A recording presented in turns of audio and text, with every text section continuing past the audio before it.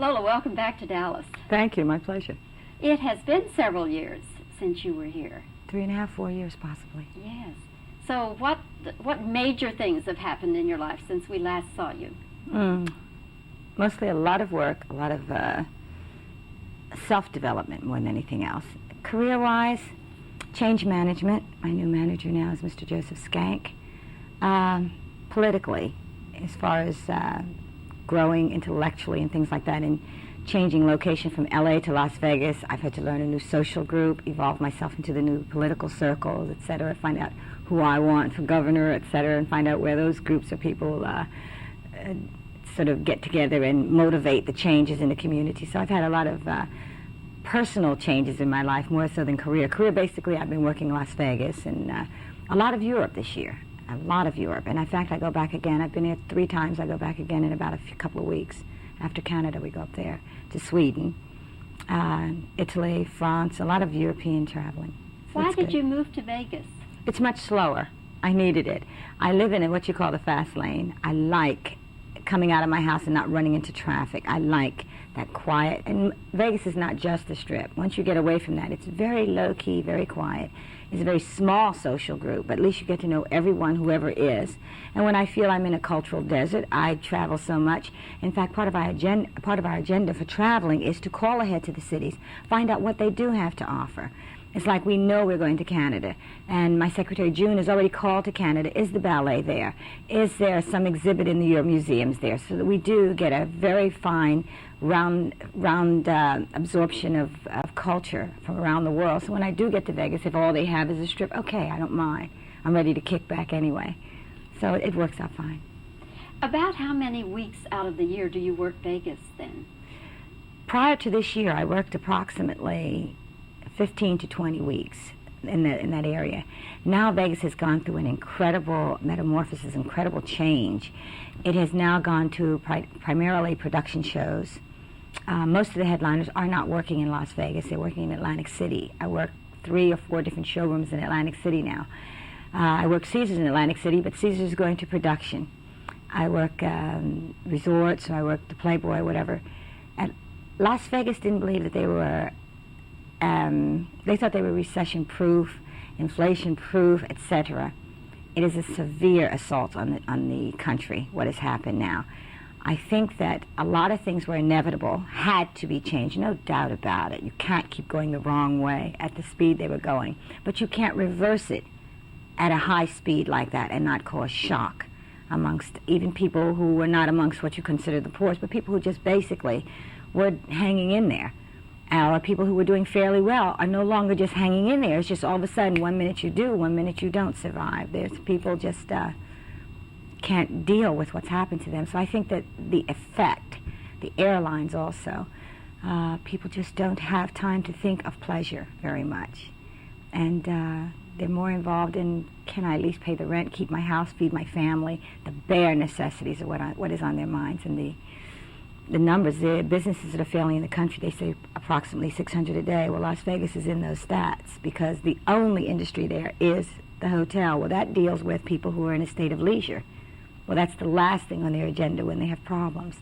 So a lot of the hotels have cut back. Also, I think places like the Riviera, who bought in the recording artists for extraordinary amounts of money, has set off a ricochet through the town that hurt a lot. Because, you know, recording artists can do a concert 2 or 3 nights and make a couple $100,000. Well, in Vegas, you must work 7 nights a week, 2 shows a night, and still don't make that kind of money. So their demand was much higher, which upset a lot of entertainers who came through the ranks of lounge and opening act and that sort of thing. And so it just upset the apple cart. Personally, I'd love to have the old bosses that used to be there and knew how to run the business by its psychology, not by other psychologies and other businesses. We're not a supermarket. We deal with the mental, the psychological thing of having fun.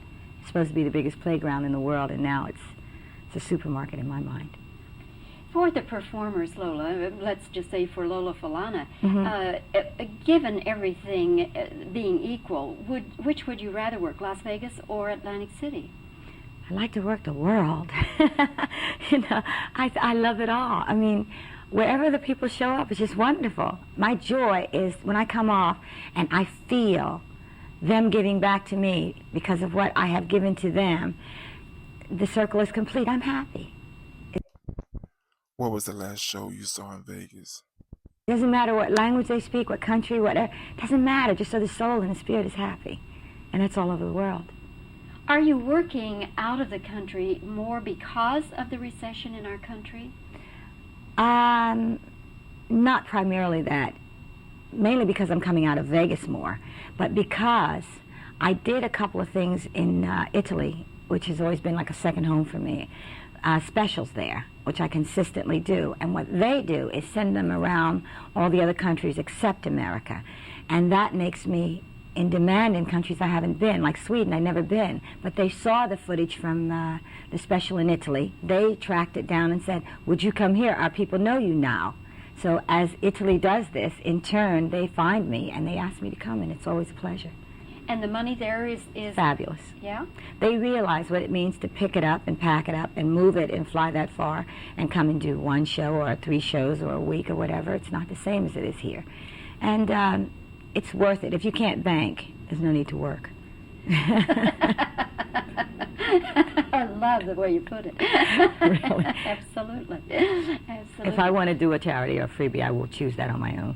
But basically, I work to see, okay, after the nut is cracked, what do I have left to put in the bank? Because the bottom line is to capitalize on my health and my success or my popularity at this moment, because it's not promised to me in the future, and to prepare for that future. Even if I become even more so, there's no one to promise that to me, and I'd be a fool to cry later and say, well, I can't pay my bills and I don't have anything and whatever. I don't want to be one of those people. I must say, look, when it was time to make hay, I made it, but I'm like a little ant. I run merrily to the bank. Let's put it away, and unless the entire country and all the cultures in the world crash down and all the security, then I'll be with the rest of the people. Otherwise, I'll have something to fall back on.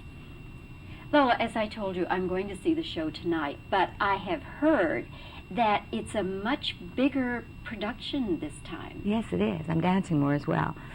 The last 4 years, I have had surgery 4 years in a row. The last time was in March. And I was advised against too much dancing, stretching, pulling, you know. They thought it was causing the problems I was having abdominally. I've had 3 abdominal surgeries in three years. This year, I have beat it. So this year, I have complete carte blanche to dance and have a wonderful life, play tennis and everything, and I'm doing it. So that's really the reason. It was health reasons that I cut down on a lot of the physical.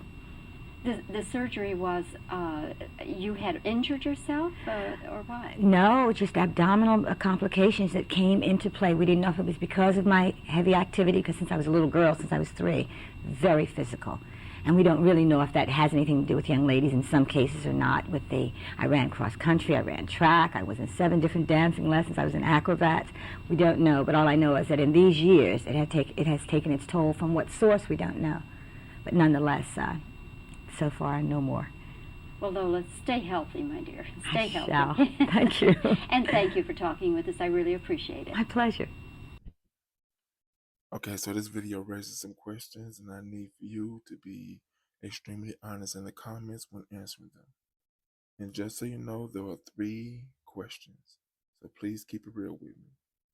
Number 1, before this video, have you ever heard of Lola Falana? Number 2, what do you remember most about Lola Falana? And number 3, what was your favorite Lola Falana song? Now please share this video with anyone you deem necessary, and don't forget to like and subscribe.